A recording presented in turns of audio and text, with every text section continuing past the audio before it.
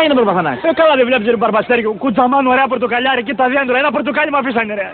Τσαλίτες. Αλίτης ξαλίτης, εγώ ένα πράγμα έχω να σου πω. Σήμερα το βράδυ θα μείνω εδώ καραούλ, πάρω και την καραμπίνα. Ένα ρε, έναν αλίτη να πιάσω ρε, 1000 κουμάτια να τον κάνω. 1000.